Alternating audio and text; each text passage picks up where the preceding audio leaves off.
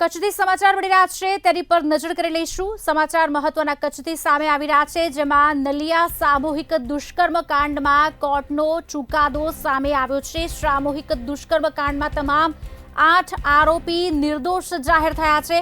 ત્યારે વર્ષ 2017ના ચકચારી કેસમાં ભુજ સેશન્સ કોર્ટે ચુકાદો આપ્યો છે। કોર્ટે દુષ્કર્મ કેસના તમામ આરોપીઓને નિર્દોષ જાહેર કર્યા છે। આપને જણાવી દઈએ સમાચાર, ભાજપના નેતાઓને સાંકળતા ચકચારી કેસમાં કોર્ટનો ચુકાદો સામે આવ્યો છે। ત્યારે રાજ્ય સરકારે તપાસ માટે સ્પેશિયલ ઇન્વેસ્ટિગેટિંગ ટીમની રચના પણ કરી હતી।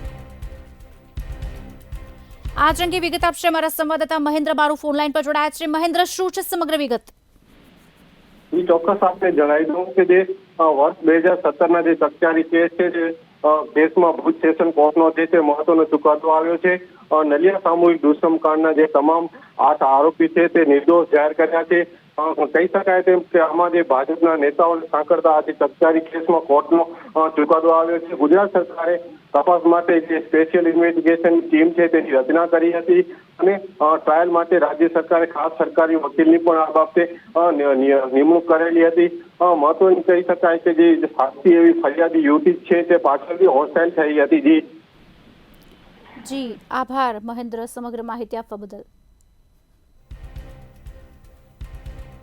કોર્ટે દુષ્કર્મ કેસના તમામ આરોપીને નિર્દોષ જાહેર કર્યા છે। ભાજપના નેતાઓને સાંકળતા ચકચારી કેસમાં કોર્ટે ચુકાદો આપ્યો છે।